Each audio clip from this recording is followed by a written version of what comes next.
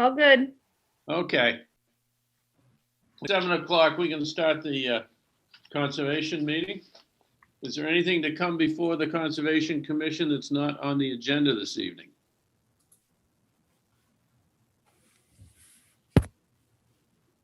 Very good. First item is a request for determination of applicability from a continuance to determine the wetland boundary lines for 10 Technology Drive. I don't think, since it's a continuance, we don't need to read the notice, I don't believe. We all had almost all of us had a site walk at 10 Technology Drive. I think the delineation of the physical delineation of the wetland line was pretty clear and cut. I didn't have any problems with it. Did anyone have any issues with the wetland flagging as it had been done? It was pretty easy to determine that, wasn't it? Yeah, I think years ago that lot had been filled in and that was just the embankment. Probably. Yeah, probably so. Are there any comments or questions from the audience on the wetland determination line for 10 Technology Drive? Hearing none, I'll entertain a motion to approve the request for determination of applicability and defining the wetland boundary for 10 Technology Drive. So moved, Dave. It's moved by Chris Garahan. Is there a second? Second. Second by Mark Gibbs. Is there any discussion? All in favor? Mark Gibbs. Aye. Chris Garahan. Aye. Carl Bischoff. Aye. Chris Tamula. Aye. Ron Swenson. Aye. Bill Vines. Aye. Dave McLaughlin. Aye. Next item on the agenda is a request for determination of applicability for 260 Old Westford Road. Chris, could you read the notice, please? Yes, Dave. A legal notice pursuant to Governor Baker's March 12, 2020 order, suspending certain provisions of the Open Meeting Law, General Laws, Chapter 30A, Section 18, and the Governor's March 15, 2020 order imposing strict limitation on the number of people that may gather in one place. The Town of Chelmsford Conservation Commission will conduct a remote public hearing on Tuesday, May 4th, 2021 at 7 p.m. to consider the following application. Under the provisions of the Massachusetts Wetlands Protection Act, Mass General Laws, Chapter 131, Section 40, and the Chelmsford Wetlands Bylaw, Chapter 187, the Chelmsford Conservation Commission will conduct a virtual public meeting for a request for determination of applicability filed by Stephen Yarnley. The applicant wishes to perform some regrading at 260 Old Westford Road.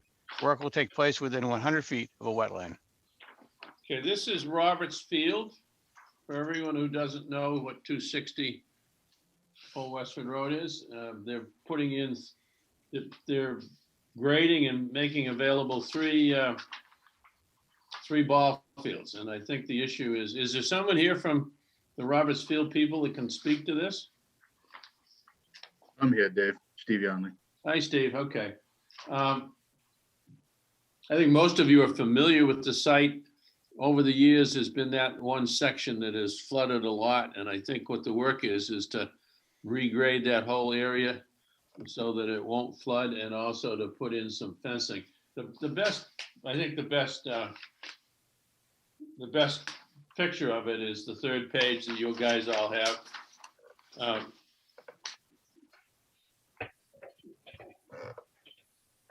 Steve, I think my only question for you is, there's a path outside of the work area. Is that path go on the right-hand side? Does that path continue through the wetlands or does it just stop where those dashes are?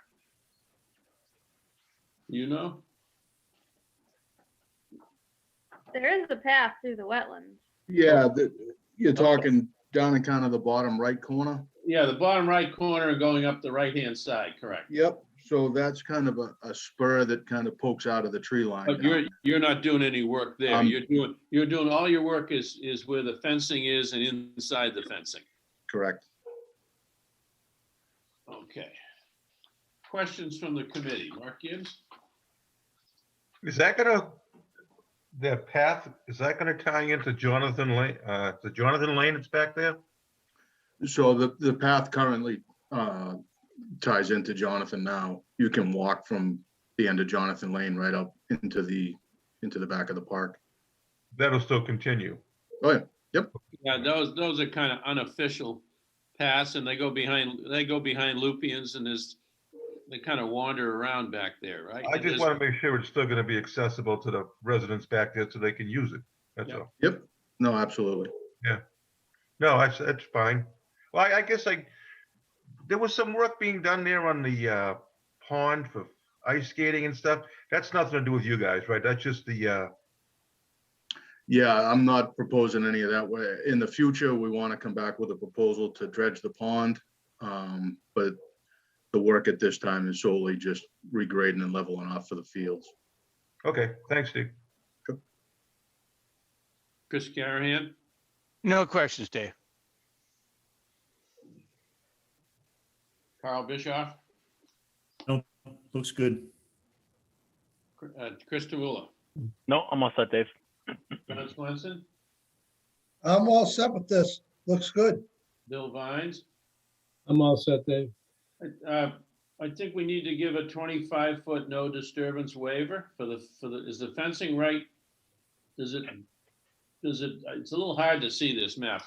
Is the fence right at the 25-foot line? My sill fence at the closest place along the pond it's just a little better than 30 feet away from the So you don't, actual edge of wetland. you don't need a 25-foot waiver. Okay, very good. Are there any questions or comments from the audience on this proposal?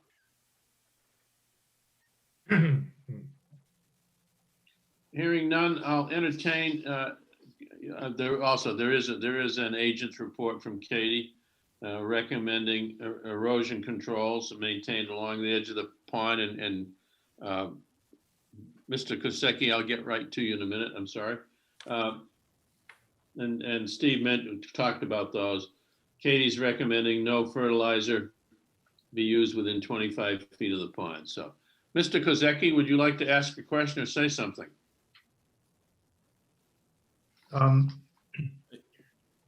About the next item, the No. resolution? No, we're still talking about Old Westford Road and Roberts Field. No, I've got no comment, thanks. Okay, I just saw your name there. I didn't know. Are there We've any got a other motion, comments? Okay, go ahead, Chris. Got a motion then with respect to 260 Old Westford Road that we approve with a -3 determination with the conditions that there be no fertilizer use within 25 feet of the pond, and that erosion controls be maintained along the edge of the pond during work and until the grass is stabilized. Very good, thank you. Next item on the agenda is a notice of intent new. Okay, Hey, You gotta do Evan, the vote. Dave, you have to I'm vote. sorry, I'm sorry. I'll second that, Chris. All right, so Dang it, I'm approved with no vote. it wouldn't be the first time. Yeah. been a motion made and seconded for the 260 Old Westford Road project. Any further discussion? All in favor? Mark, Aye. Chris Carahan, Aye. Carl, Aye. Chris, Aye. John Swenson, Aye. Billy Vines, Aye. Dave McLaughlin's an aye. Thank you, everyone. Next item on the agenda is a notice of intent new for Hart Pond. This is for their aquatic invasive treatment, which they do occasionally. Is the representative of the Hart Pond Association here? Was that you, Mr. Kosecki? No, it's not me. We have a Okay. legal ad too. Okay, but is the representative from Hart Pond here? So I will update you on that. Okay, all right. DEP, Before we do that, I will have them notice read. Chris, Yeah, can you okay. please notice? Okay, Dave. Yep. Under the provisions of the Massachusetts Wetlands Protection Act, Mass General Laws, Chapter 131, Section 40, and the Chelmsford Wetlands Bylaw, Chapter 187, the Chelmsford Conservation Commission will conduct a virtual public meeting on May 4, 2021 at 7 p.m. for a notice of intent filed by the town of Chelmsford. The applicant wishes to treat for invasive aquatic vegetation at Hart Pond. Work will take place within 100 feet of a wetland. Katie, are you gonna represent, are you gonna represent the homeowners? I don't really want to. DEP hasn't even issued a file number nor comments, so the plan was to have them present tonight and then just continue it until we know if there's comments or a file number. So if someone's here to present, that's fine, we can hear it, but we're gonna have to continue it to the next meeting. So Is there a representative of the Hart Pond Association available tonight? Yes, Keith Gazelle with Solitude Lake Management, representing the Keith. association and the town. Can you tell us what the proposal is to do? I take it it's the annual or biannual treatment of Hart Pond? Exactly, yes, it's really just a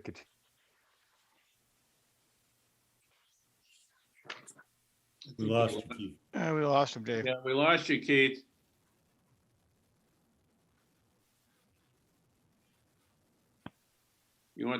Keith, you want to try again? Or did we just does lose you? require You're up. periodic management to kind of prevent those from continuing. Excuse me, we lost your audio. Could you start over again, please? Oh, sorry about that. Is that better? Yeah. Much better. Yeah, so I guess we are really requesting a continuation of the management program that has been ongoing for many years now. And I would say that we've really settled into kind of more of a maintenance phase. I think true eradication of invasive plants is probably not in the cards, but some sustained control and Lost you again, Keith.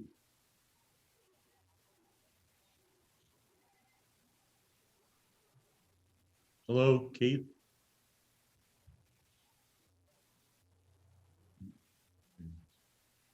Keith, we're still losing you. Let me ask, can you hear us? I can, yes. All right, let me just ask a couple of questions. How many years have you been doing this? Or has it been, maybe it's not you. How many years has the treatment program been going? Oh, geez, I don't know off the top of my head, but I can answer that. Hi. Hi, Pam Rivard, First Lane. We know I'm here. We know who you are. You always show up. But you know me in one area. I'm happy not to be here for that. How many years has the association been doing it? 2011, we applied for the first permit to treat. Let me ask two more questions, then I'll open it up to the. How many do you expect that this will be going on forever? Do I? Or, I don't think so. We'll be investigating in the future other ways to control the invasive weeds. But for now, that's the only feasible way to do it. In the beginning, we looked into all kinds of other ways to treat it. Maybe Keith can address that. But has your association been at all successful in minimizing the amount of fertilizer on that the abutting properties use? Because obviously that enriches the water for the growth. We do an educational program on that. And the residents are told each year what the setback rules are and what that fertilizers add the nitrogen. We also recommend an organic fertilizer beyond that setback rule. So I think more and more people are learning about it. Have you been fairly successful in getting people to listen to you? I think so. Good. I don't have a measure of that though, Dave. All right, I have one last question. How much does it cost a year? And how is it paid for? Well, it depends on what weeds we need. Keith, you might address that better than I. I can tell you from my experience, we've paid up to $40,000 a year to control fanwort when it comes in, because that has to be dug up by hand. Yeah, but the normally you had a pretty big investment initially too. Yes, we did. Normal, it depends on which invasive weeds are here, but normal treatment, This year, it's going to be more. We have to pay about $3,200 to have Solitude Lake Management do the NOI for us and submit it. And so we pay for the permitting process, and then yearly on the ongoing treatment, it's about $6,700 a year. However, the town has been paying that for the last, I don't know, 3-4 years or so. And then if it, does the town pay for it through CPC, or does the town pay for it in the operating budget? Do you know? I think it's a line item. I don't know much about budgets, but I think it's a line item thing. And that out of that money also comes payment for the lifeguard at the public beach. Okay. Okay. It's part of So if a second treatment is needed, as it was in 2019, because we had another invasive plant come in, then the residents pitch in and pay for that. That was about $3,500. Okay. So Keith, do you have anything to add to that? Am I representing that pretty accurately? No, that sounds very accurate. Yes. Okay. I've just been president of the Hart Pond Association since October, so I'm in the educational phase of this. Has anyone from Freeman Lake ever reached out to you guys for information on what you do? Because they need to do a similar thing at Freeman Lake, albeit it would be might be substantially bigger. But have they ever reached out to you guys? I've talked to. Yeah. Sorry. Go ahead, Keith. Not that I'm aware of. No. Okay, fine. Questions then. Mark Gibbs? No, I've got nothing. Chris Garahan? I mean, just for the record, you could just tell us again about the potential impact on, fish or amphibians or any of the, any of those type animals that might be in the pond from these chemicals. Well, also downstream, Chris. Too. Yeah, and downstream as well. Yeah, I would say that the risk is negligible. None of the products really have, at the rates that we are applying them, any sort of, toxic effect on the fish. I mean, I think the biggest risk with these types of programs is managing or killing too many plants at one time. And that really can cause a drop in the dissolved oxygen as the plants decompose and the bacteria that break down that organic matter will use oxygen in the water. And so if there's a lot of biomass to be broken down post-treatment, then you can see a low enough drop in dissolved oxygen where you see fish mortality. However, in this particular situation, we're treating only a portion of the lake. So there's dilution. There's not that much vegetation biomass to break down post-treatment, and we're generally trying to get in very early in the growing season when the plants are immature, again, to further limit that potential breakdown post-treatment. Very good. Thank you. Anything else, Chris? I'm all set, Dave. Thanks. Carl? What's the number one invasive you're eradicating? Well, it's a combination really of two. The one that's been, I think, say more prevalent in recent years is a plant called curly leaf pondweed, Potamogeton crispus. But the other invasives present in the lake are fanwort, as Pam indicated, and that initially was the plant kind of that was most abundant. Are there controls on people putting boats in the water from from out of the area, signs? You mean bringing in other invasives? Right. Do you want me to answer that, Keith, or you? Sure. So right now, people can bring in their boats if they can carry them, because the boat ramp is not open to the public, because we do not have a washing station, and the town isn't paying for someone to look over the boats to make sure they're not bringing in invasive weeds. So right now we have a lot of fishermen, paddle boarders, kayakers come in, inflatable boats, and they come in. Some have motors, some are just with. So we have signs at the beach asking them to make sure they don't have weeds on them. So I think we're doing a good job educationally. We'll have a beach outreach this summer for the public, showing them all the invasive weeds and how we're trying to control them and the importance of washing their boats. However, we haven't figured out how to control the waterfowl coming in. Yeah, right. And that is a major source of spreading the invasive weeds, because these invasive weeds are all over. Every lake and pond in New England has this problem. Good luck with that. Thanks. If you have any ideas. Yeah, you can rent Phil Stanway's dog. Any other Okay. questions? I'm all set. Thank you very much. Chris Tamula, I'm all set, Dave. John Swenson. I have no questions. Actually, when you think about it, we've got three major areas where we have invasives: Hart Pond, Mill Pond, and Freeman Lake. And unfortunately, we don't have homeowners associations at two of them, and that's why it's not really being addressed the way it is at Hart Pond. Billy Vines, do you have any questions? I'm fine, Dave. I'm good. Pam, when you start your work, will you make sure you notify everybody downstream? Yes. Those. Carlisle, somewhere your predecessor has a contact list. I don't know whether you have it. Yeah. Yes. Yeah, my husband had it, but now Steve Christopher has it. Yes. He notifies if there's any change in the dam. Yeah. And we'll put out notices, and Keith provides the signs we put up.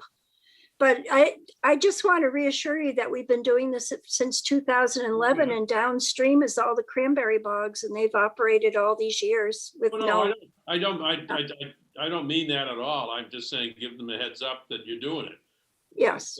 We've been able to build a pretty decent communication system between Carlisle and Chelmsford, and I'd like to keep it going. Yes. Right. Any other questions from the commission? Are there any comments or questions from the audience on this application? We're going to have to continue it. Is that right, Katie? Yeah, we can't really close it because DEP doesn't even have it in their system yet. So if we close it, I have 21 days to issue it, but I want to see if they have comments because it's DEP. So they comment on everything lately. Can we continue it to May 18th? You think that's? Yeah, let's go. Let's start with that. Hopefully they'll have everything updated by then. And we'll let Pam know that you've got the right paperwork and everything when it shows up.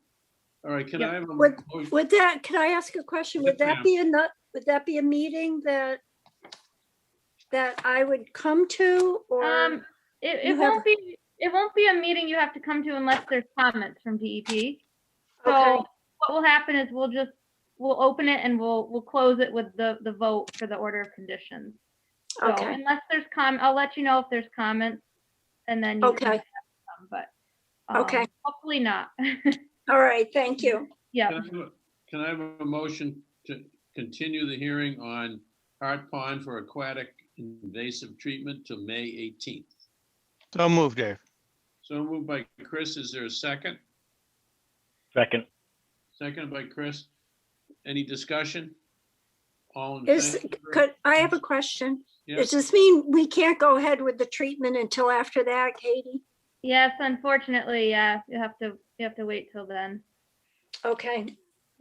That should not, it's a matter of timing because you're doing the same thing you've done over the past, and DEP's seen each one of them. So unless you're proposing something different, it's be pretty matter of fact. We just like to do it before the public beach opens, so we don't have to close the beach. Yeah. And I mean, if somebody wants to contact DEP on your end and kind of light a fire under them, it might not be a bad idea to tell them, they should know about these kind of permits. I'm sure they have them from all the communities. So if someone would contact them and just tell them, we kind of need our file number and it reviewed before May 18th. That might help. Keith, is that something your company would do, or do I need to do that? We can do that. Okay, thank you. Okay, there is a motion and a second to continue the hearing until May 18th. And there was no further discussion, correct? All in favor? Mark Gibbs? Aye. Chris Garahan, Aye. Carl Bischoff, Aye. Chris Tamula, Aye. John Swenson, Aye. Bill Vines, Aye. Dave McLaughlin, aye.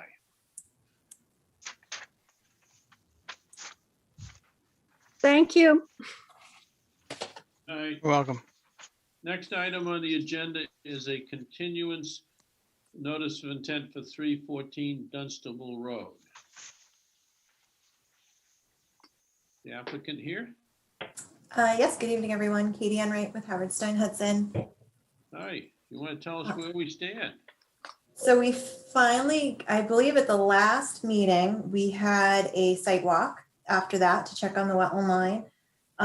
And we also had been requested to do an LSP report or to get an environmental report on the site because of the history of it being a dumping ground some point from the 60s forward.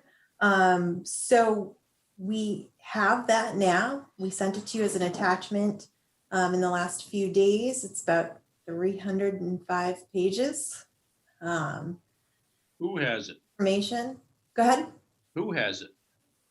You have it. The Conservation Commission. The You have it, Katie? Board of Yeah, Health. I sent it to you. It's a large file, so I don't know. Did everybody get it? When, Yeah, you didn't read it, Dave? when did you send it? Yesterday morning. I haven't seen it. It's a large file, so it might have bounced. Well, you would know if it bounced. Yeah, it all went through to everybody on the email chain. Long time to did it- download. So did everyone else get it? I got it. Does anyone know how to read it? Probably only me. There's a summary at the end. There's a summary in the email actually that I forwarded to Did we do, so who else got it? Board of Health Board of Health and the Planning Board. and the Planning Board, and did the town engineer get it? I don't believe so, but I can send it to them. I don't know that she's Yep. supposed to get it. I'm just asking. Yep, no, the Planning Board had requested it as a condition of approval based on the Board of Health comments. So I sent it to Colleen. Okay, so Rosa. continue, Katie, to where you. Okay. So essentially, I mean, I can read the email that came with it. Basically says that the report concludes that potential RECs in accordance with the standard have been identified, documented use of the site as an illegal dump and trucking business, but the report further concludes that the test pitting conducted by both HSH provided sufficient coverage of the site to determine that widespread dumping is not evident, that isolated pockets of solid waste may exist at the site and may need to be managed appropriately if uncovered during redevelopment. So kind of what we thought. I mean, we had done, so to date, we've done 14 test pits throughout the property, and that was for our drainage design and also as preliminary informal, because we knew the sewer moratorium was coming down the road.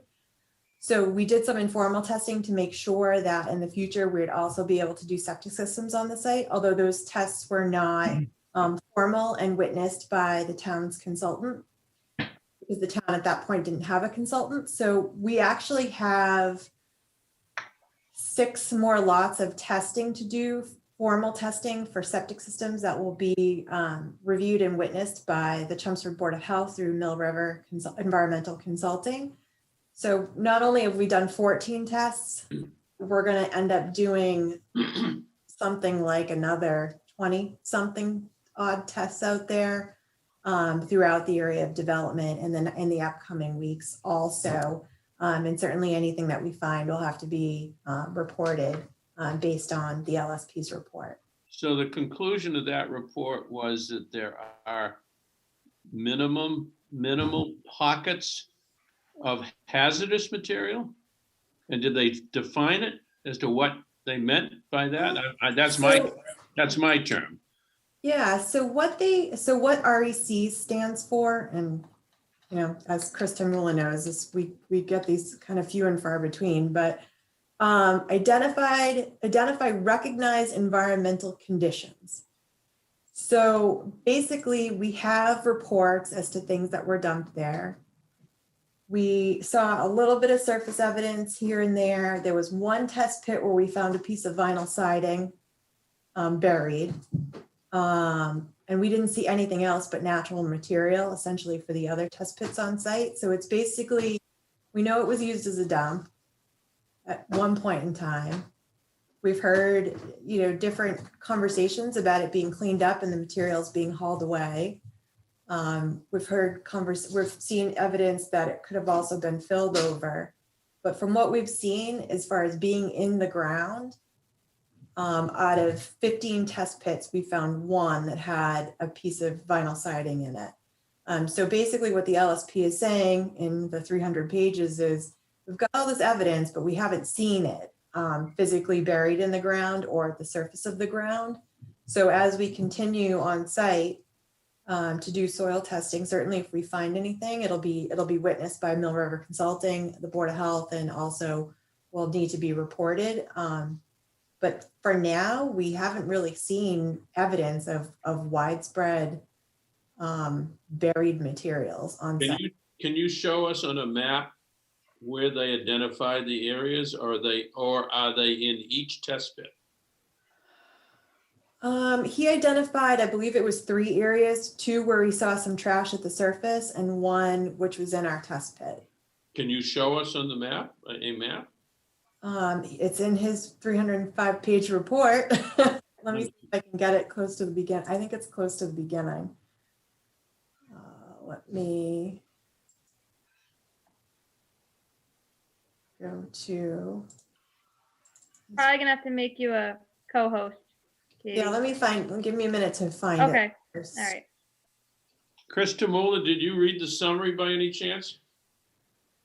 I actually didn't, unfortunately. Okay. I apologize. Did anybody read the summry? I'm sure. Yeah, Chris here. I read the summary, and the summary is accurately reflected in Katie Enright's comments. Yes, I would agree with that. Same here. Katie, if you let me share, I can show the map. Yeah, I have to make you a co-host. It won't let me. Okay. It won't let me share. Let you share. Now you Sure. should. Let's see. All right, here we go. Okay. I got it. Okay, good.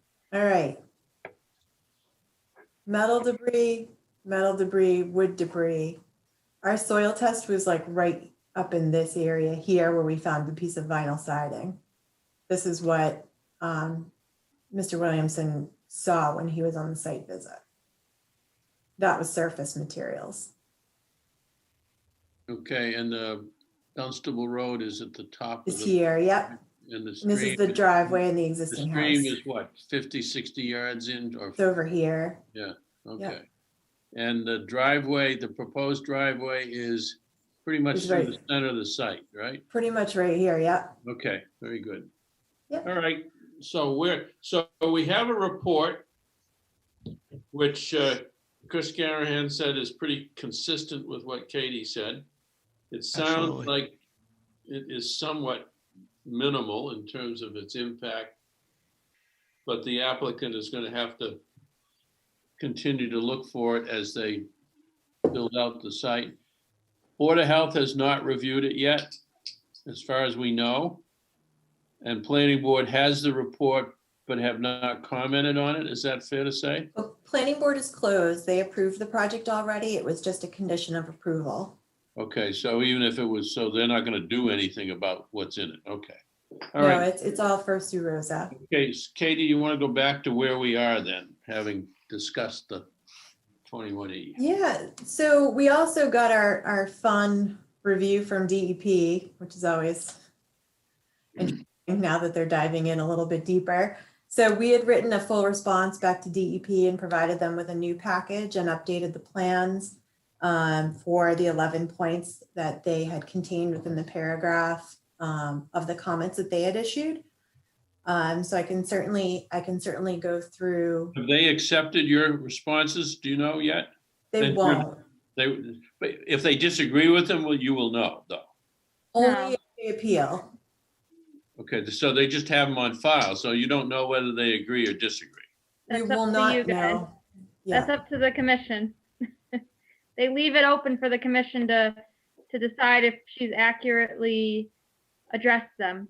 And then if the Excuse me, but we didn't ask the questions. exactly, and that's the crappy part. So basically, the commission will vote to either accept Katie's revisions and then DEP can appeal it or approve it. Isn't that nice? Yes, Okay, Super Katie, helpful. it's Yep. brutal lately. Katie Enright, continue. So I'd be happy. I mean, some of it had to do with, they talked about a 401 water quality cert. I talked to my wetland scientist. He provided me with the language. In our opinion, we feel that we can do what's necessary with the deed restriction, and that's what's been done in the past on projects that he's been involved with. We would have had a wetland crossing for definitive subdivision. So we answered in that way. Some of it was to make sure the wetland flag numbering was on correct sheets. There is a new wetland replication plan that's been added to the plan set that details our wetland replication at a 2-to-1 ratio, which was basically 181 square feet to 362 square feet. So it's a tiny little area. We provided a colored plan that shows our floodplain compensation. That's within the package. We added some materials and some details to our stream crossing to show in more clarity that we meet stream crossing standards. And we clarified some things related to, we're not affecting bank because we're actually putting the structure over the existing stream itself. And we had checked off the bank box and she wanted to know why. So we updated the forms for that, and we updated the forms to account for our bordering vegetated wetland impact and also our bordering land subject to flooding impact. And we updated our riverfront alternatives analysis also, because she had specifically asked us to look at one, is what would happen if we moved all of the single family homes out of the riverfront area, and would it be an economic alternative? So she really dove deep on this one. And so what we did, just to be as helpful as possible, is we created an answer to DEP and called out each of those items where they were resolved, and prepared materials, revised materials that show that we meet all of these standards, and both provided them to this commission in advance of this meeting, and also sent them to DEP. And like Katie said, unfortunately, we just have to hope that we did the best job we could in answering all of their questions and concerns. And if this commission so gives us a order of conditions for this project, that they will not appeal it in the appeal period, and that we'll be able to move on. So your answer to DEP was your 4-page, 3-page question and answers, and your 8-page document? Was that also part of the submission to DEP? And it says right. Wetlands protection narrative. Yep, riverfront narrative, which included the wetlands protection information, the letter that documented our responses, a new site plan, compensatory storage plan, were all included within DEP's. Okay.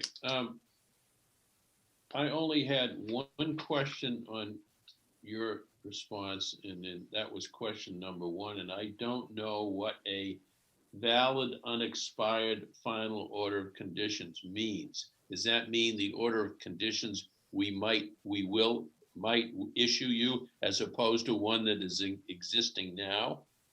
Yes. Okay. Well, I don't know if that question was for me, Katie, or Katie G. Katie. No, because unexpired means it's been approved. That, I mean, the language, and I know we haven't done it. I didn't know if it was referring to something else. I think you have answered all of the questions that DEP asked in a reasonable manner. I've always had problems with alternatives analysis. I think the logic behind them are somewhat suspect, not on your part, but in fact into what DEP is looking for. I think the 8-page response is clear and straightforward. And as I understand from just hearing you, you have not changed the plans significantly. You've tweaked them in response to the questions, correct? That is correct. Okay. So there's nothing like you haven't moved the road or something like that.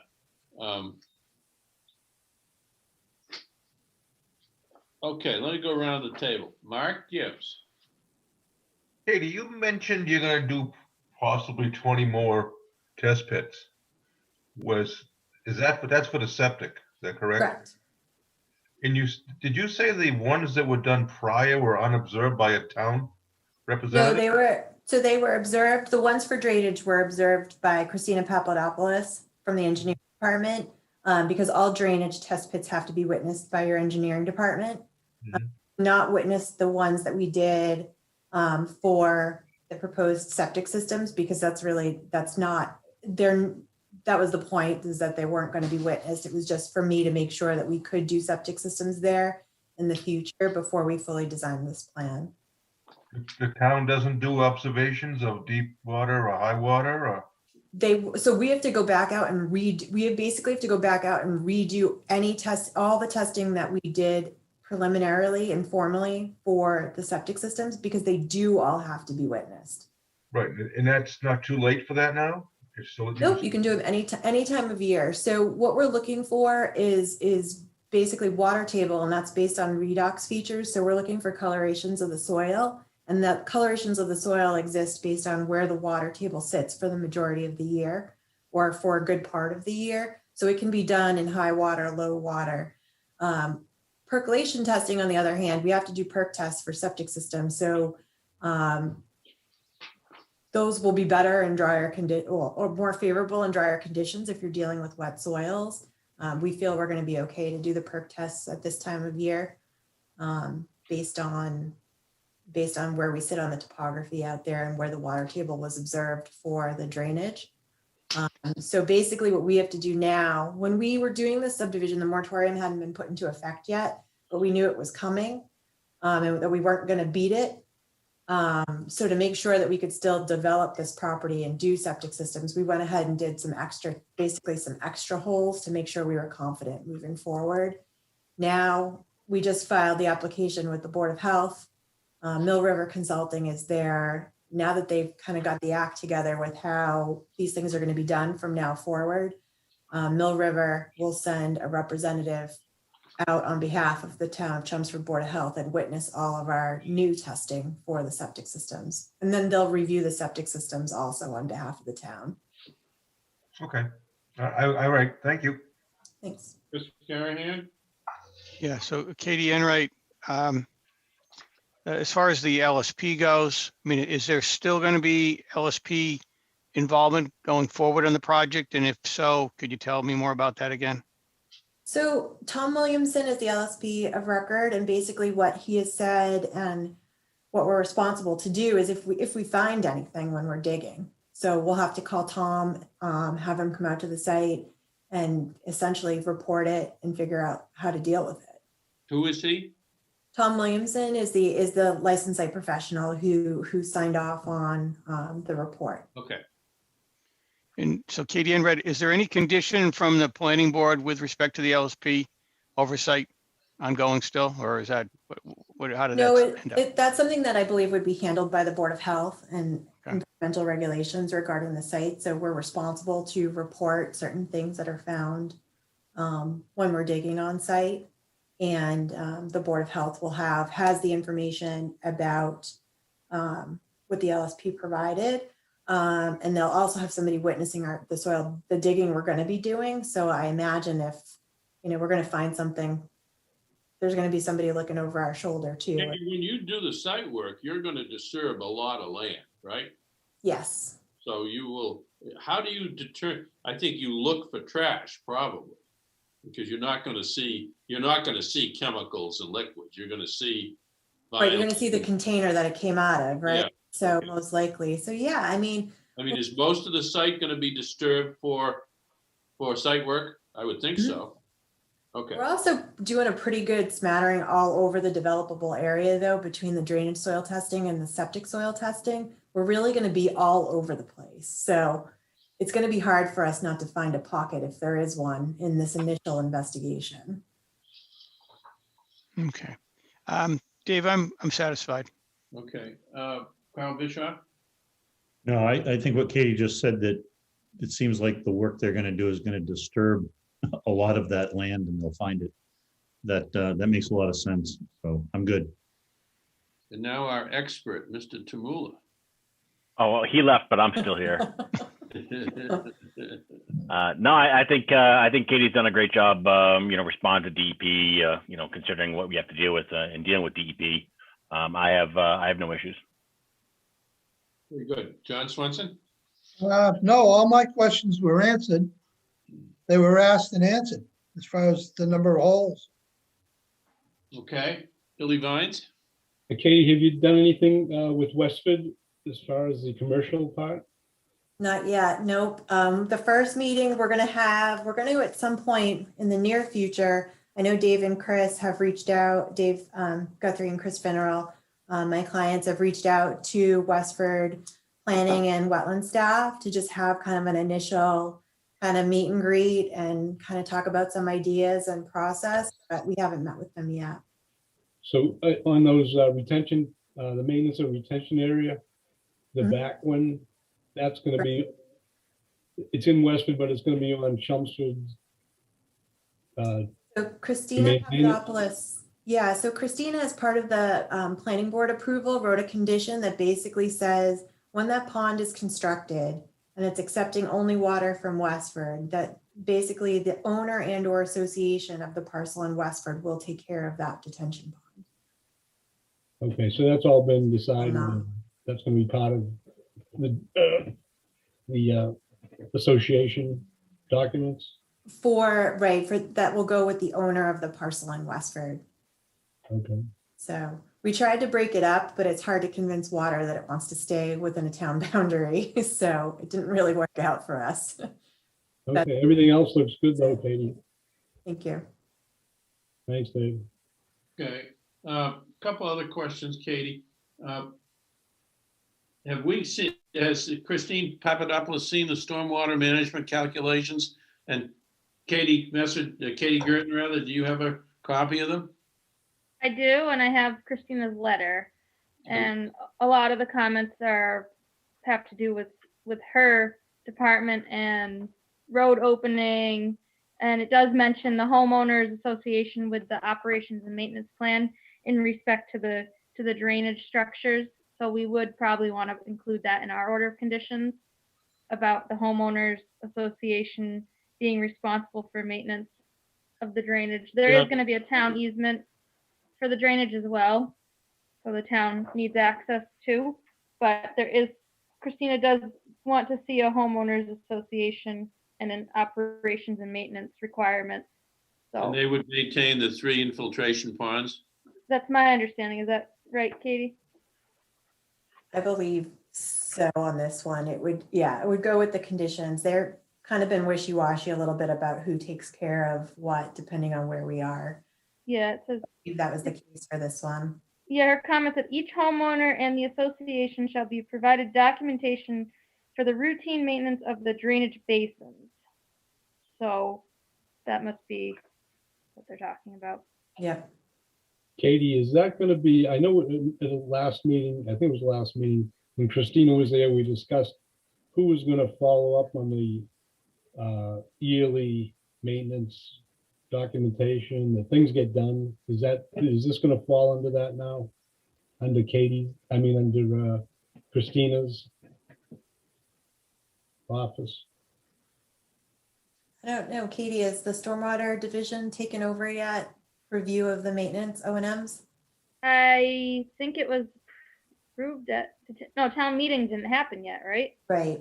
So it hasn't even been approved yet, a town meeting, the new bylaw. So that's yet to be seen, but I would assume that this kind of thing would be under her review. So Katie, that means if conservation requires an annual maintenance report, we're putting work on stormwater management. Because they're the ones that are going to have to review it. Well, stormwater is going to have to review all this. Right, but historically, when that bylaw passes, we have required certain, yeah. So, I mean, that's kind of all right. I think, Billy, we still can require annual reports. And I think what we should do is. No, we still should. Yeah. Yes, but when that report goes to Stormwater Management Group, we should ask or require them to give us a report of their review of the annual report, so we know if there are any issues, because it was in our order of conditions. Right. Yeah, I mean, yeah, the whole point of the stormwater bylaw is to get more communication between different departments in essentially to get the departments working together for stormwater issues throughout town. So that would happen. We'd be kept in the loop of everything on our projects we have requirements for. In the past, the homeowners and different businesses never really followed through on giving us those documents every year. Right, and we didn't have the resources to follow up with them. Right. So that's what I was under the impression that Christina's office was going to start to maybe get a hold of the people who have those restrictions and requirements, and that they would make sure we got them every year, or they got them every year.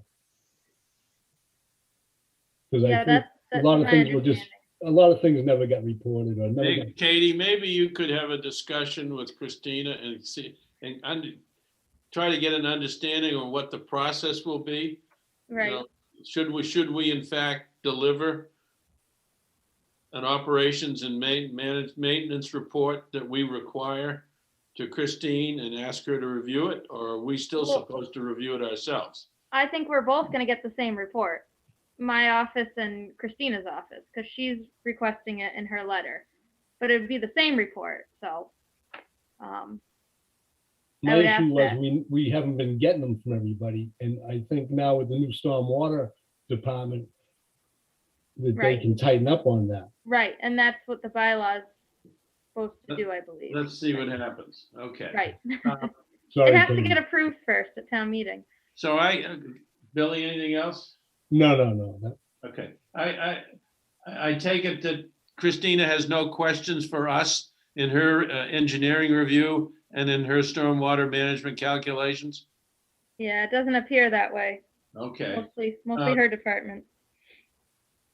Katie Enright, are you going to need a 25-foot waiver of no disturbance around where you're building the new culvert?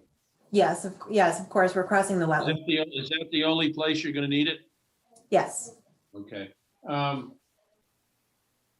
And I think I heard earlier that of the 3 infiltration ponds, they're going to be maintained by the homeowners association. Okay. That's all I had. Katie Girton, do you have any other questions for the applicant? I don't have questions, but I think there's probably some more conditions put on here. All right, we'll get to it in Yeah. a minute. Are there any questions or comments on 314 Dunstable Road from the audience?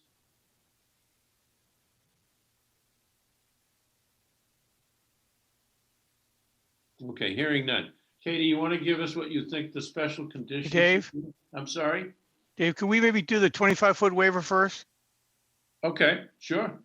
I make a motion that we waive our 25-foot bylaw requirement due to the circumstances.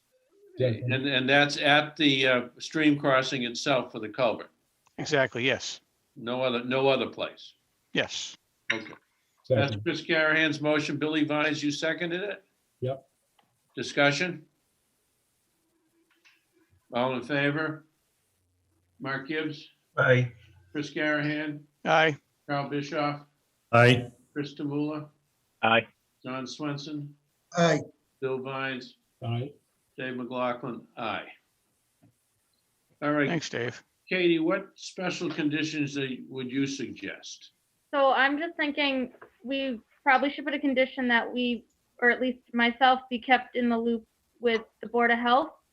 And when the work starts, if there is any findings, just to be, kept in the loop. So that should be a condition that when Board of Health oversees further digging, or if they have to be called out for any findings, that I'm made aware of that. So I think that should be a condition Okay. Also, I'm just trying to think of what DEPs could fire back at. They really want language with me being notified of the start of each section of work. If it's being, like with the stream crossing, I should definitely be notified and do a site visit for that work when they do the culvert.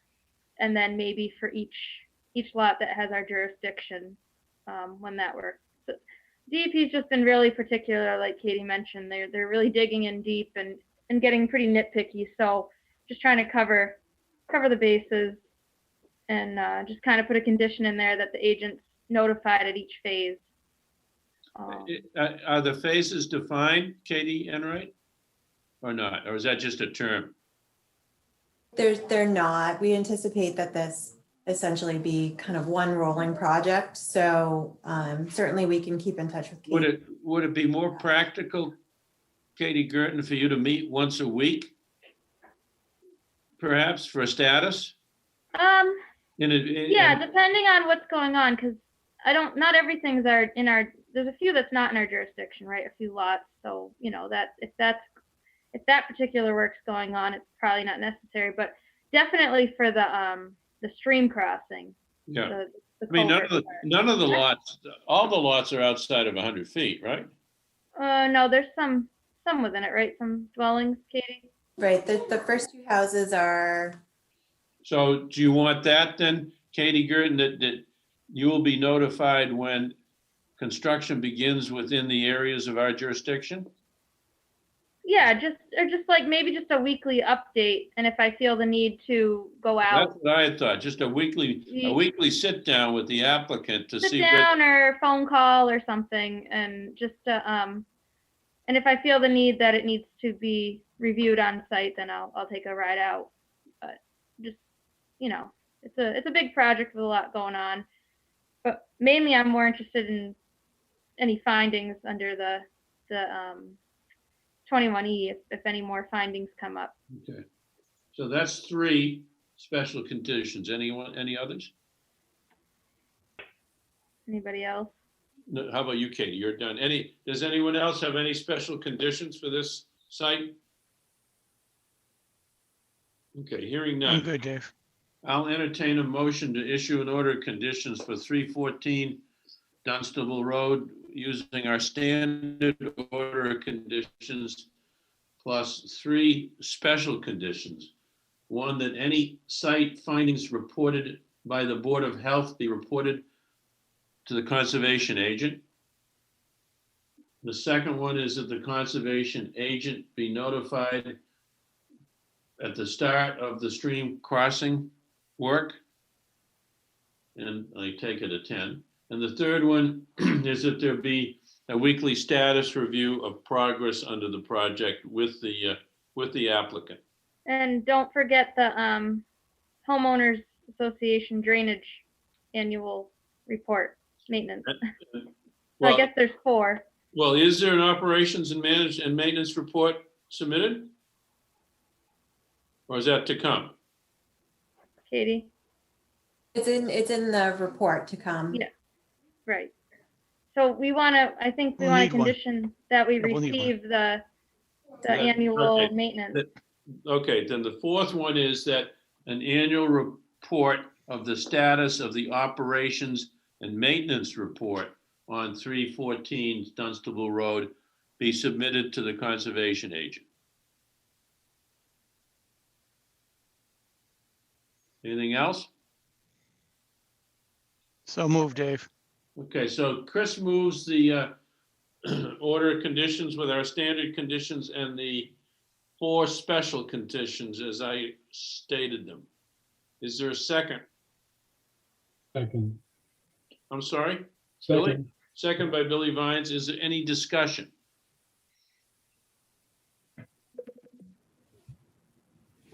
Hearing none. All in favor? Mark Gibbs, Aye. Chris Garahan, Aye. Carl Bischoff, Aye. Chris Tamula, Aye. John Swenson, Aye. Bill Vines, Aye. Dave McLaughlin. Aye. Very good. Thank you, Katie.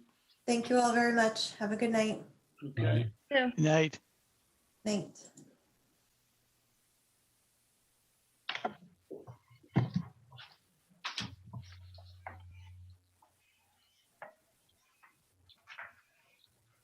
I lost my agenda. Where'd it go?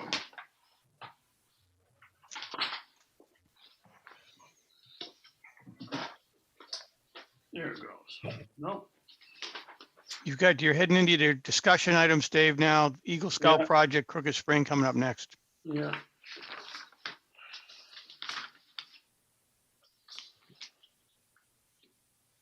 Just give me a minute. Too much paperwork. I know the feeling. I just had it in front of me too. There it is. I'm all set. Okay. So no other specific regulatory items. Let's go into this general discussion. Is there someone here to speak about the Eagle project at Crooked Spring? Yes, I'm here. Hi, I'm Seth Rigby. Seth? Are you the Eagle Scout candidate? Yes, I am. Good. So, Yeah, tell us what you want to do, where it's located, what's involved, maybe what it's going to cost, kind of things. right. Okay. So, for the location, it's at Crooked Spring Trail. It's in that area. Specifically, it's at a creek, basically bordering or more just going into a road section of the trail. And basically that section of trail basically forces people to sort of walk into the road because of the creek being there. And there's literally no other trail to get around the creek. People literally have to go into the road, which with cars going by is very bad, but especially during the winter when snowbanks are piling up, it especially gets bad because, well, one, there's less road space, and two, people have to climb over the snowbanks just to, get past the trail. So basically what this is, what my project is basically a walkway that will go over the creek and will allow people to, cross the walkway in order to use the trail normally without having to worry about going into the road. And for specifics of starting off just how it's going to be, put over the creek, basically what we are using is concrete piers to actually support the bridge, and underneath the concrete piers is going to be gravel to just level it out. So wood is not going to be touching the dirt at all. And also because of the fact that we are using just concrete piers and gravel, we are not going to be doing any excavation whatsoever around or just anywhere near the creek at all. And we're going to be clearing some of the area just because, well, some of the trail, because, well, in order for people to use it, they have to be able to walk through it. And because there hasn't been any need to clear it, the area of that trail hasn't been cleared. So all we would be clearing is anything that's fallen, like, tree branches, and also just invasive plants such as bramble thorns. And in terms of cost, we estimate around $500 to $600, but I will be doing all of the fundraising for that ourselves, as well as construction. Katie Girton, does this require an RDA or an NOI? I don't think so, because they're not doing any excavation, and the footings are basically going to be on pervious surface with the gravel. There is a minor exemption for pedestrian walkways. It doesn't sound like there's much disturbance going on. They're basically just setting it down. As far as the clearing, it sounds like it's just down, correct me if I'm wrong, but it sounds like it's just down trees and branches and then invasive. So we always welcome clearing of invasive. So I don't see the need for it. I know he's on a time constraint too. If the commission thinks it needs one, we can certainly get that going, but it doesn't sound like it's going to cause any trouble. This is a continuation of the trail that goes down from the dam and over the stream to the other side to connect with the trail that goes up the back of Crooked Spring. Is that correct? Yes, that's correct. Okay, and the only spot that you're addressing that needs to be addressed is right at the end where it comes up to the stream. That's where you have to go out into the street just to get around the stream, correct? Yeah. Good. I think that, I mean, this has been a needed project. How are you going to raise the money? So most of the money is going to come from a car wash fundraiser that's we've done as a troop or Boy Scout troop. We've done car wash fundraisers in the past. We basically just sell tickets ahead of time for people to come down and, well, we wash their car for them. And those are the pre-sales. We also get a significant amount of money from on the same day sales. People can freely come in and just buy a ticket then. And we get some donations, but that's not what we rely on for the actual fundraising. It's mostly all going to come from, like I said, the washing of cars. Very good. Mark Gibbs, you got any questions? How many people are you going to have involved helping you with this? In terms of fundraising, it's probably going to be, I would hope for around 10, but it's mostly just going to be on a basis of how many people are available to help, and with construction, the actual walkway is going to be constructed at my house, and we're probably going to have anywhere between 5 and 10 people there or at my house at once. And for actually putting the walkway over the stream, we're probably going to need and want less, just because of, the lack of available space that people would have.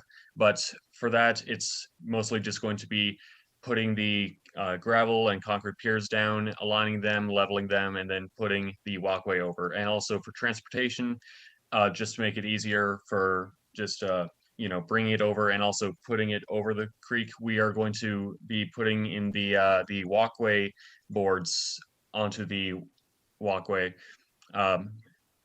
after the walkway has been put over the stream, just to make it lighter, and we shouldn't have any problem with actually putting them on there. But for the actual on-site work, we'll probably have maybe a max of 5 people, Okay. I would say. Sounds like a good plans, well thought out. Thank you. Congratulations. Anything else, Mark? No, thank you. Chris Garrahan? Yes, Eagle Scout to be Brad. What's your time frame on this project plan?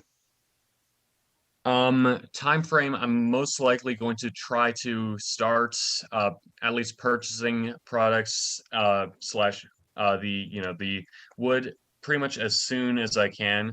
Well, before that, I'm going to have to get a solidified plan for exactly what materials I'm getting. I know what I need. I just need to figure out where I need to get it, but I am pretty much all set in terms of where I'm most likely going to be getting it from a lumber mill nearby. And in terms of when I'm going to start constructing, most likely by the end or before the end of June, or actually before the end of May, most likely. And what's your target completion date? In terms of target, probably end of, I would say, July at the latest. I mean, in terms of actual latest, it would technically be my birthday, August 11th, but I'll definitely want to have it completed at least a bit before, the deadline. You don't want to cut it too close, that's for sure. Right. Yeah, do you have a deadline imposed on you by the troop when it has to be done? Well, like I said, my birthday is August 11th, so it has to be done by then. Okay. So, well, the reason I'm raising it is to the extent that you do the work later in the summer, the stream is going to be lower. So if I know you're not working in the stream, but there'll be less water flowing down there, it might make the project a bit easier. But that's your call, because there's not a lot, other than the springtime, there's not a lot of water going down that stream. Springtimes can be pretty rough. But all right, anyone else? Carl Bischoff. No, I know the spot very well, and I'm very happy this is happening. I've been on some of the emails with Seth on this, and with Steve Mayotte and Phil Stanway. So I'm pretty up to speed on what's going on, and good luck, Seth. Chris Thank you. Tamula, No, I'm good, Dave. John Swenson, I'm good with this. I think it's a great thing. Billy But, Vines. I'm sorry, John. no, I think it's great. I cut you off, yeah. Okay, Billy Vines. Great presentation. I'm happy you're doing that, and good luck with it. Thank you. Seth, do you have to actually write up a final report and actually submit it to somebody? Yes, after the full project is complete, I will have to most likely and most definitely actually write up a final report of any problems I've had, how it went, etc. So all you need from us is a vote of the commission to allow you to do the project. You don't need us to sign anything for you, do you? Correct. I just need a approval. Okay. I'd remind the commission that historically we have tried to assist some of these projects with some funds from Conservation Commission.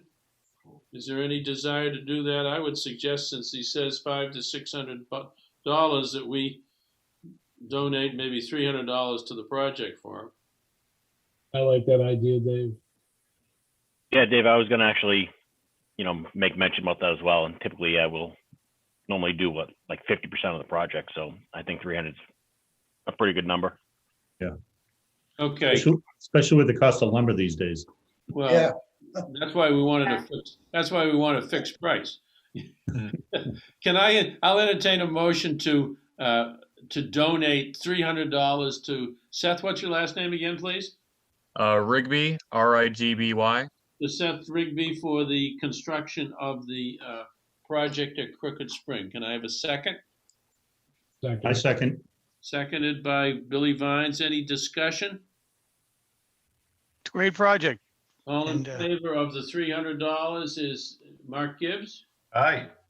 Chris Garahan, Aye. Carl Bischoff, Aye. Chris Tamula, Aye. John Swenson, Aye. Billy Vines, Aye. Dave McLaughlin, aye. I'll entertain a motion to approve the project to construct a walkway over the creek coming out of the Crooked Spring Reservation. So So moved. moved.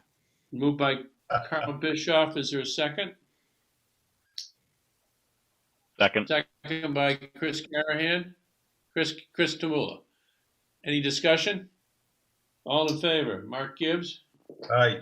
Chris Garahan, Aye. Carl Bischoff, Aye.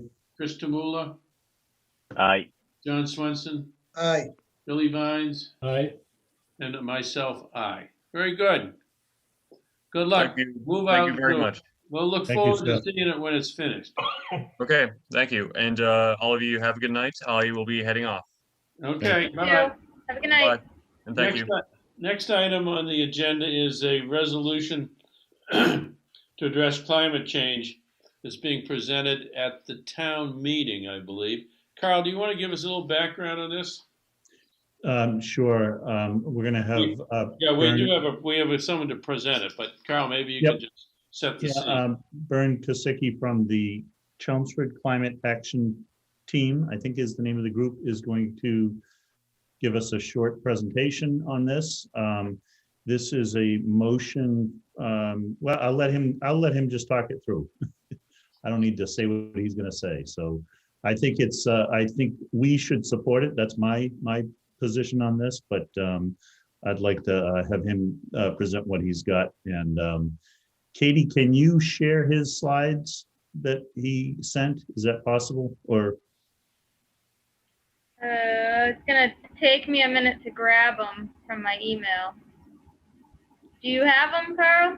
I do, if I can share. Yeah, you should be able to. I have it on multiple share. And in the meantime, I'll. Yep. I'll do it. I can't keep up with this technology. I'm sorry. Okay. Mr. Kosicki, you're here, correct? Yes. Yeah, I'm here. Just Right give here. us a minute. Just give us a minute. Can you see my screen? Yep. I think we're good to go. We see it. Okay. Yeah, thank you for having me here. I'd like to give a little background about this climate resolution. here's the actual resolution. This is the language that's going to show up on the town warrant. You don't have to read the whole thing right now. I just want to direct your attention to the bolded part at the bottom. That's the part that's actually going to be voted on. Be it resolved that the select board will charge a committee with studying and making recommendations for specific strategies and actions for Chelmsford to achieve a goal of net zero greenhouse gas emissions by 2050. Next slide, please. So the background here is that for many years now, climate change, research has shown that climate change is being driven by humans and that it's a serious threat. And recently in 2018, the UN panel on climate change discovered that we have to step up the action, that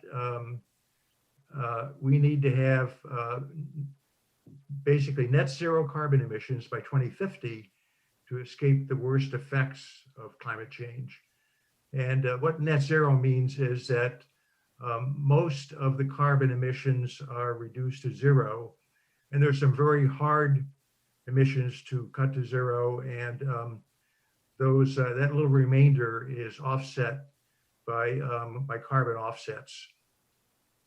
So our state, Massachusetts, or the governor, are committed to this transition to net zero about a year ago. And then they published their plan, 2050 decarbonization roadmap, and that was printed in December. And then since then, in March, a Mass law, the next generation roadmap for Massachusetts climate policy, was enacted by the legislature. And it turned out that the legislature actually voted on this act 3 times. So they're pretty committed to going forward. Next slide, please.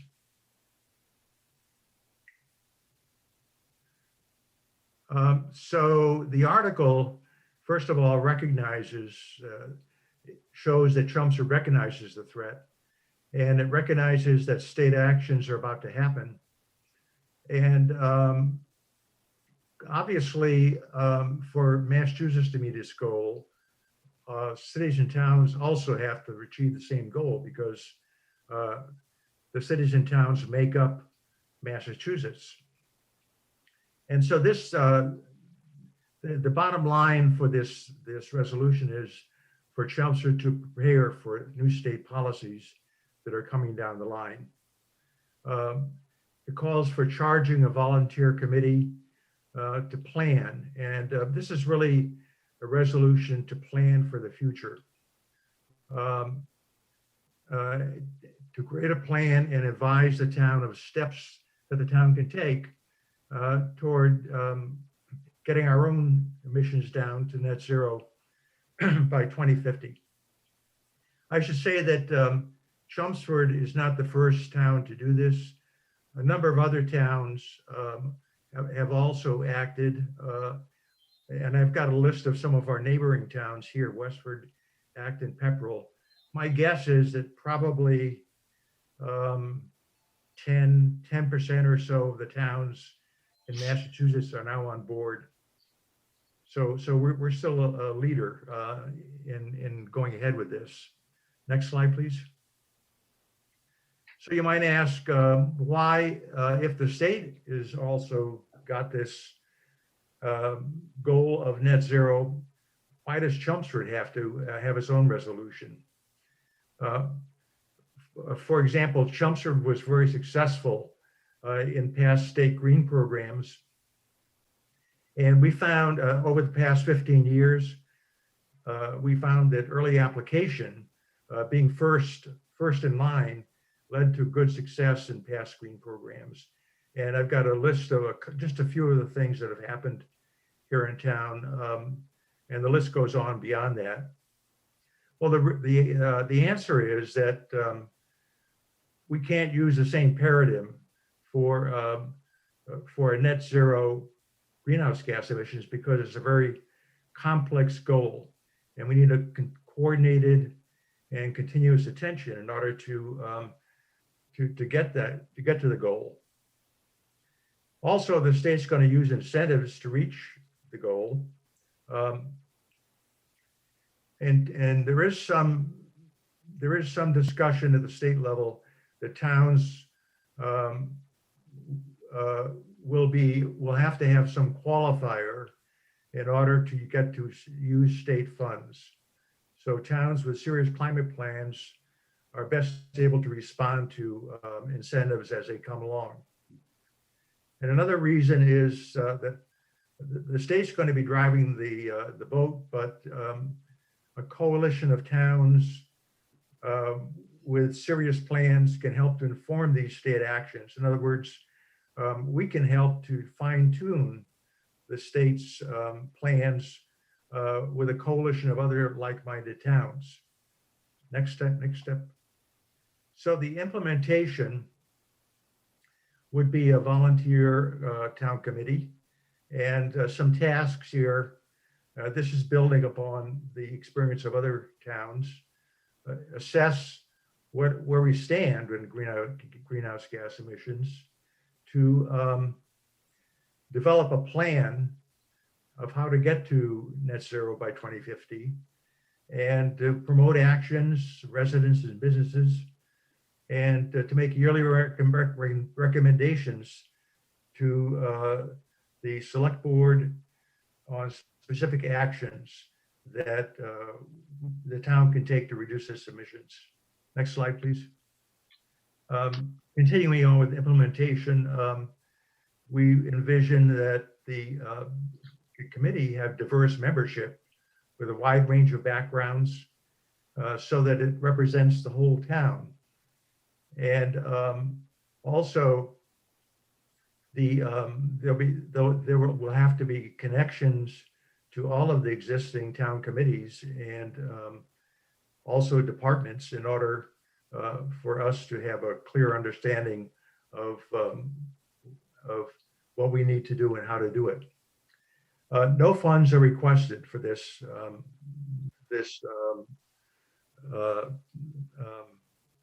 plan. Next slide, please. In summary, then, climate change is a serious threat. Mass state net zero program is already underway.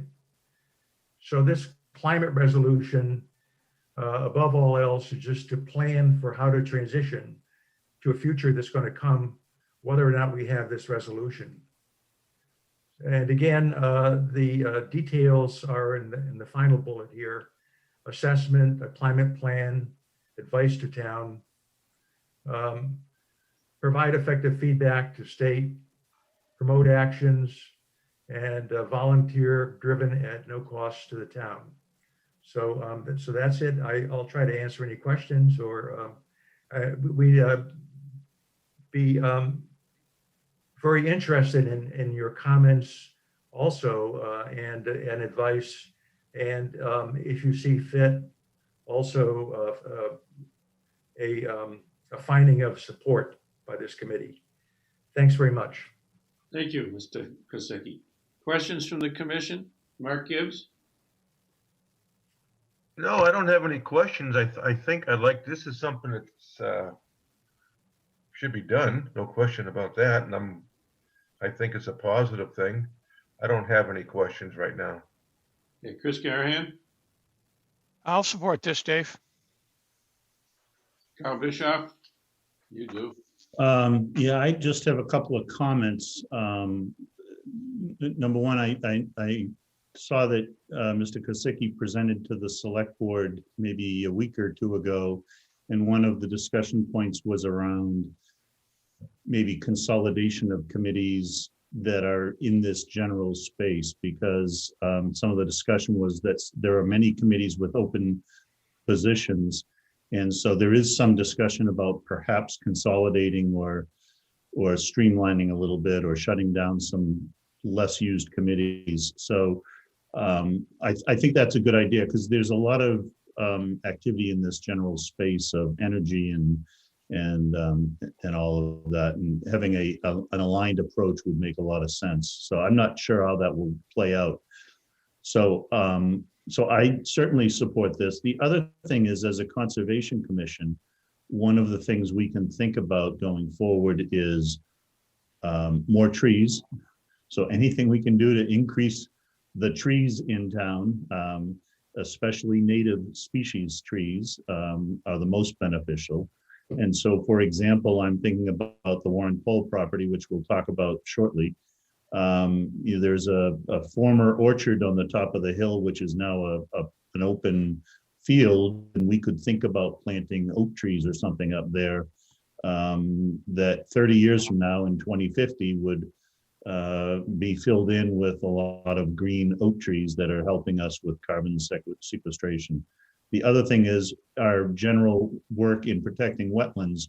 Wetlands are extraordinarily beneficial here as well. And so we want to continue with that kind of work. That's why I thought this was important for us to be connected here and to show support for this initiative. So that's my comments. I don't have any questions. Bern, nice job. And next. Krista Muller, I have no questions. I support this, Dave.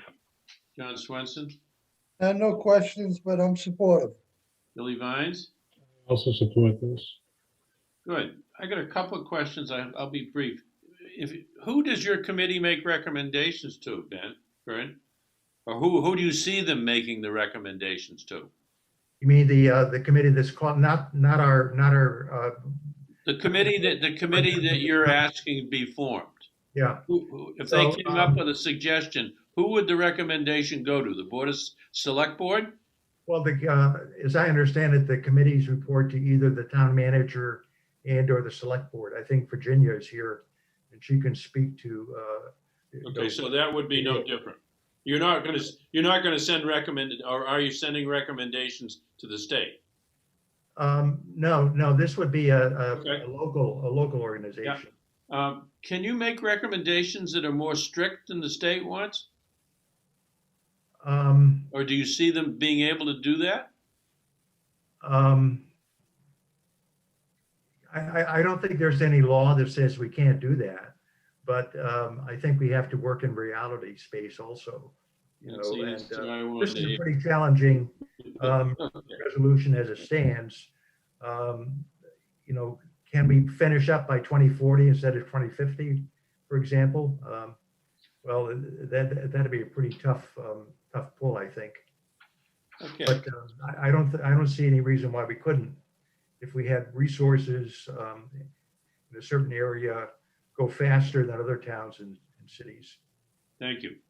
Are there any questions or comments from the audience?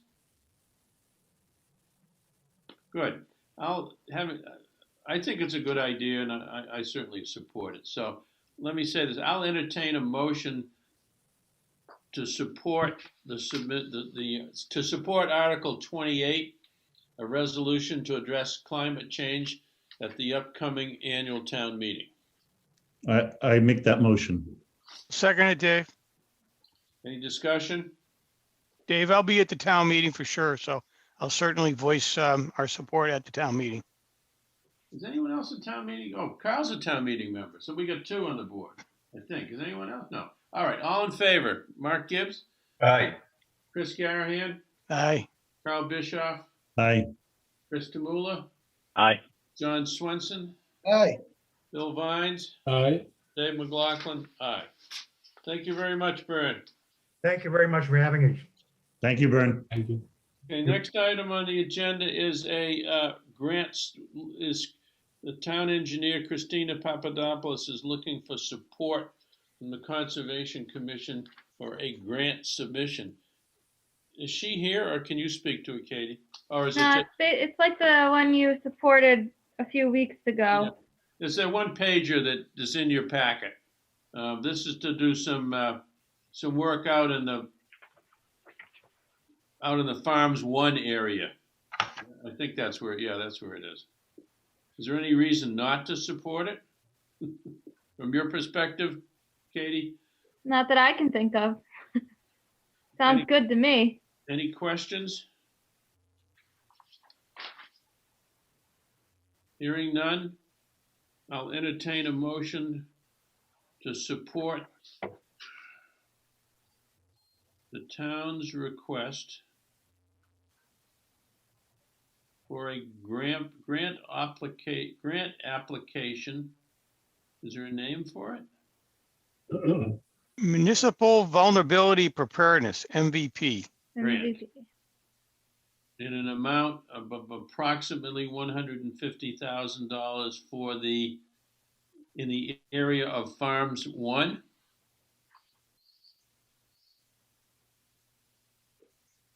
Can I have that motion? Moved. Moved by Mark Gibbs. Is there a second? Second. Any discussion? All in favor? Mark Gibbs, Aye. Chris Garahan, Aye. Carl Bischoff, Aye. Chris Tamula, Aye. John Swenson, Aye. Bill Vines, Aye. and I am an aye as well. Quick update on Willis Drive property. We got some feedback from Steve Yonley, who said more thought's got to give into it. I don't think the DPW wants to be involved in taking citizens' property and felt that we probably couldn't do it. I went back to the town manager. He said, yes, we can take residents' property if it's properly posted and properly communicated. He said we would have to do it on our own nickel. So I want to keep working this because obviously we don't have a nickel to do it. I think in the interim, what I'll do is we'll make up some Mylar coded land use regulations for Willis Drive, and we'll make sure they get posted up there on 3 or 4 trees. And then we'll keep working. I think we'll keep it on the agenda, and we need to talk a little bit about how we think we could enforce this. I don't know that unless somebody wants to comment on it tonight, I think we can continue this one. Wasn't the town bylaw in our favor on that? I'm sorry, Chris, what did you say, Mark? Wasn't the town bylaw, wasn't that what Spinney said? The town bylaw, if we had to remove them, we could remove them? Did I read that in one of the reports? I don't know. One of the ones that I got from Paul, from the town manager. Yeah, I don't have. I don't see I can't remember the reference to Chief Spinney though. That's. I thought. I think. I know. I think one of the things that the town manager said was we can ask the police department to enforce it. Right. And then if that's enforceable, correct? Yeah, whatever. And now enforcing it means so there's a lot more work I have to do. Enforcing it means how many times did they warn somebody? Do they then start to fine them? And after a certain fine, if there's no action, what do we do about the fine? Do we just take the property? If we take the property, where are we going to put it? Are we going to sell it? So, I mean, it's not just cut and dry. I was hoping we could let DPW worry about it, but I guess we can't. So I'll keep working that one. Any other comments or thoughts?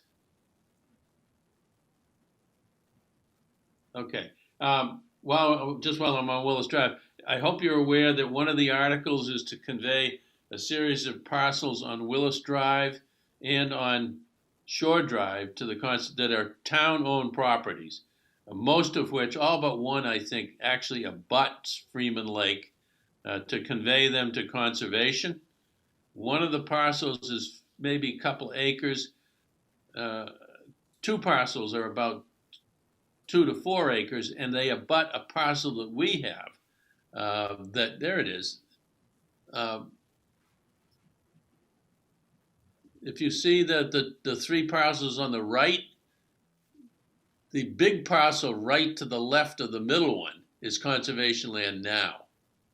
So by putting those 4 together, if somebody had some great ideas, and maybe we can talk, that we could maybe find some money in the town budget and put in kind of a small, what's called a pocket park that the residents could use, but that's not here nor there. But anyhow, we look for support of that warrant article. It turns out one of the pieces of land which is being conveyed off of Willis Drive is the one we're having all the trouble with, which I thought we had as conservation land in the first place. No, that's not one of them, Dave. It isn't at the foot. No, that's already ours. These are at the foot of 6th Ave? Yeah, those are already ours. I know that, but where's 6th Avenue on this map? Does anybody know? Yeah, it's up at the top right, that long skinny orange thing. Yes, but that's being conveyed to us. No, it's not. I don't know why that's on that map. Anyhow, it's not a big deal. Okay. Yeah, I don't know why it's on this map because that funky one out in the water is already ours. Yeah. That like weird shaped one. They've had their issues preparing this list of lots. Anyhow, yeah. Kyle, you want to give us a brief update on Warren Poll? Yes, I'll make it brief. As you said, you presented the warrant articles last night. Take as much time as you need. I didn't mean to rush you on. Yeah, no, you presented the warrant articles last night, and one of them was to get the approximately $30,000 of funding from the CPC fund for the parking and driveway work, and that will be voted on in June. We have the natural resources inventory scheduled for Friday, May 21st. It's sort of tentative, but that looks pretty good right now. And I will be there to meet with the representative for part of that, but she does want to peel off and go by herself for a good part of the day. I just sent Dave and Katie an update of the overall status of Warren Poll. Dave and I've talked about this, that we feel it's good that we post an update on the town website of where we are, as people have asked what's going on. So I wrote up an update, and Katie has it. And Katie, is it possible for you to be able to get that posted? Yeah. Okay. Yeah, I can send it to the appropriate person to post it. Okay, thank you very much. So that will help with just getting people up to date with what our plans are and where we are. The only other thing land management wise I wanted to bring up was that this past weekend at Russell Mill on Saturday, there were 3 native trees that were donated by the New England Malayali Association. That is a group that's, Malayali is a region in India, and the people from that region that live here in New England have an association, and there's 2,000 of them here in New England, of which it's based in Chelmsford, I think North Chelmsford. And they donated these trees. That it's about $1,000 worth of native trees, 3 trees. They got delivered a little late on Saturday. The local nursery, not to be named, was a little late in the delivery. So we were waiting and waiting and waiting, but they did show up, and they're nice. They look good. And Phil Stanway and Ken Dews and Dave Sperry were there from costs, helping to get it all put in. Ken Dews did a great job getting the holes dug. There were people there the day before, I know, digging some holes, Steve Mayotte, a couple others. So that was great. That group, there were 20 or so people that showed up from this association, and they were wonderful. And they were really pleased to be making that donation, and they were digging, and they were shoveling dirt into the hole and helping getting them planted. So it was great. At the same time, there was another Eagle Scout project right next to us on that same park. Right, this is right in the new Conservation Commission Native Plant Park, right next to the Russell Mill, right next to the mill. And they were building a fence there that's between our park and the former, what is it, Russell Adams house or something like that, that the town sold. The one that Billy Harvey bought. Right. So there's a fence that's now halfway being finished right now. So that's good. So the other thing is I wanted to request, and I've also asked Barry at NEMBA about this, Ken Dews would like to clean up some of the brush behind the fire gate at Russell Mill. So open the fire gate and go in and clean up the brush. Carl, I'm a little confused. Is that the original road that went into the original entrance to Russell Mill? Correct. Okay. And is he proposing that we open up the fire gate? He's proposing that he clean it up and then we can decide if we want to. I think we'll have to open it up to let cars in there if they're going to use it. Correct. I think, my thought is get them in there and clean it up before it just gets even worse out of control. Yeah. That will allow us to make a decision with NEMBA, with the soccer group, and perhaps maybe on Saturdays or something like that, we open it up. He should clean up all the way down to the original granite sign, which is probably overgrown. I saw the sign Saturday. It's not too bad, but he could do a fair amount of cleaning there. Because there probably is a need for overflow parking on the weekends because of the soccer, Chelmsford Youth Soccer, and the NIMBA bikers take up a lot of space. Correct. So I have asked Barry, because Barry technically NIMBA owns the maintenance on that side, but I think I'm sure he'd be happy to have somebody take a tractor in there and clean up the brush. So I just want to make sure you guys that we're all okay with that. I guess I'm not looking for a vote or anything, but does anybody have any problem with that? Well, I think we'd like to see exactly where he's going to, those pictures were a little hard to understand. I'd like, maybe he could sketch out, somebody could just sketch out a little map of where I went out there. I was there Saturday and I saw it, and it looks pretty. There's actually there are fences there, which is where it should have. He's going to clear to the fences. Can you see my hands? Yeah, it goes back as far as where the soccer association used to have their storage sheds. I think way back. Yeah. Okay. No, I don't have a problem with it because it's not being used now. Yeah, and it definitely could be. I've been there a few times when it's really crowded, and it would be nice to have a little bit of overflow. Okay. So I think we just need to understand how we're going to control the fire gate. All right. Anything else, Carl? I think that was all I had. I had two things on Warren Poll. One is the water department is putting in a new fire hydrant this week. Remember, we got the town to put in electricity, which was paid for by CPC out of their administrative budget, and the water department is putting in a fire hydrant, and to the best of my knowledge, they're not charging us for it, but I may be surprised. I don't know. Also, you should know where we are in drafting the conservation restriction agreement with the Chelmsford Land Conservation Trust. They presented us with a first draft, which we spent quite a bit of time on, only to find out that I think Carl and I, and as far as I know, the lawyers, are in pretty much agreement with what they proposed, with one major exception.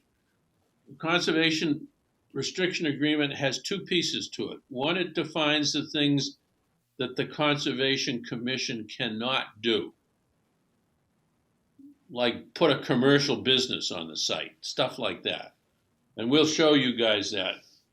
The other section is telling us what we are allowed to do, like maintain trails, stuff like that. Most of the things that they allow us to do in the conservation restriction said, Conservation Commission can do this, but with the Chelmsford Land Trust approval. And I have said absolutely not. The things that we're allowed to do, we are allowed to do. If they don't want us to do that, then we'll negotiate it. And what we don't want to do is we don't want the land trust to be in a position of running the property. This is Conservation Commission property, and we're the custodians of it, and we're responsible for its proper running. So we're at the point. Who's talking? Yeah. Unfortunately, I think that's how CRs work. No, not the second section. Because there's the same thing at Sunny Meadow. Technically, well, that's fine, but that's fine. But we didn't write that. we know who wrote that one. They're not going to say, for example, they said you can't put in a new trail without our approval. Oh, I don't like that. Okay, that's what I meant. Okay, so where we are now is Carl and I are cleaning it up, and we have not responded yet to them, and so this will be our first response to them to see how they react. And from now on, we will send you a copy of what's in the document. So and it will be a confidential document, please. Not that you're going to go blasting it on Facebook. Dave, I'd certainly be interested in it, and Right. most of my day job's working contracts, so certainly if I can help, let me know. Oh, I will. It'd be great to have your help, Chris. In fact, I'll do that this week, Chris. Anything else to come before the commission? I just wanted to make a note that I was informed earlier this evening before the call that we were in fact posted as being the Conversation Commission tonight. No, we were pretty talkative. Hey, did you say you were gonna present to the select board regarding the warrant article for I did last Monday night. Oh, Last night. how did that go? Because I've seen pro and con concerning using right reservation money to expand the parking lot. You've So, seen, was there any questions on that? well, let me tell you, the purpose of my addressing Board of Selectmen last night was to tell them what the two warrant articles were. One was the Freeman Lake article, the other was Warren Poll. And in telling them what we wanted the $30,000 for, I took the opportunity to show them an overview of Warren Poll, which included the whole site, where and the layout of where the proposed entrances might have gone. And a second one was a layout of the existing trails and where we might combine or loop some trails. The third one was a picture of the stone granite sign that we will put up somewhere on the site, like the one we have at Red Wing. And the fourth one was I had the budget. But in that presentation, what I said to the Board of Selectmen is we're going to request town meeting for $30,000 to build the parking lot and signage and some other ancillary smaller pieces at Boston Road. And that in the future, there could be another parking lot which would be constructed at right reservation. But that's not this article. And the right and we haven't got to, first of all, we don't know what the demand for the reservation is going to be. This parking lot at Boston Road is going to be 15 to 18 spots. We don't have any other parking lot in any reservation that's more than that today. Except Russell Mill. Except Russell Mill, yes, I'm sorry. So you don't have, so to get that money from right reservation, you don't need to go before. Well, that's the second point. Right reservation money, we would look to the Right Reservation Trust Fund, which would be, and the trustees of the trust fund are town council, town treasurer, and chairman of the Conservation Commission. Doesn't go to town meeting. Okay. And I think as Carl mentioned to me, I probably spent too much time dwelling on right reservation parking because that's not the warrant article, and that was my mistake. Okay. I'll be careful not to do that at town meeting. All right. Anything else to come before the commission? Katie, do you have anything? I think you wanted to talk about that parcel donation. Oh, I will. Okay. Do you have a picture of it or not? I do not. I Okay. didn't know if we were gonna. Paul Cohen asked us if we wanted to pick up a parcel off of Bentley, which is landlocked by residences. It's 1.5 acres, maybe. 1.7, I think. Yeah, and there's no way to get to it without walking through people's yards. I don't know what we would do with it, which also leads to a bigger question, which I don't propose we talk to tonight. But the more general question is, what standards do we want to adopt for adopting land from the town? I don't think there it is. I don't think we want to pick up, if you see where as you can see, it's landlocked by residences. So, I mean, you'd have to walk through people's yards to get to it. Yeah. Yeah. Connectivity is always one of the biggest requirements for acquiring land, in The my other thing opinion. is, yeah, and once we get it, then we're responsible for it. So I think we might Right, pass on this right. one, but I think Katie just now made the good point. We're really interested in parcels of land where we can see connectivity. For example, I showed you that parcel up at Freeman Lake, where a good piece of it's abutting existing conservation land. Yeah, that's a key factor. I mean, if this thing abutted some other property that we had or some other Or if it was resource. even on a street, Chris, so you could get Yeah. to it. So I think, of course, the town owns it. Actually, they don't. The person wants to donate it to the town, which means they want to get out of paying Yeah. taxes, and they want a tax deduction for it.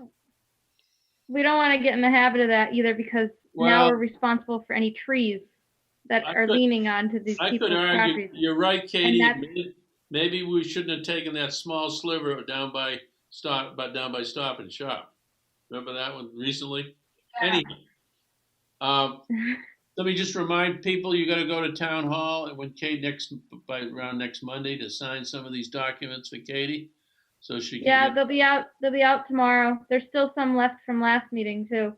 Hey guys, you got your homework, you got your responsibilities now. You got to sign. The homeowner or the applicant can't do anything without our signatures on those documents. So get your butt down to town hall, please. Next meeting is May 18th. I don't think we have any minutes, right? Nope, I didn't see any. Okay, so can I have a motion to adjourn? So moved. Moved by Chris Garahan. All in favor, say aye. Aye. Aye. Aye. Good night, everybody. Night, Good everyone. night. Good night. Night.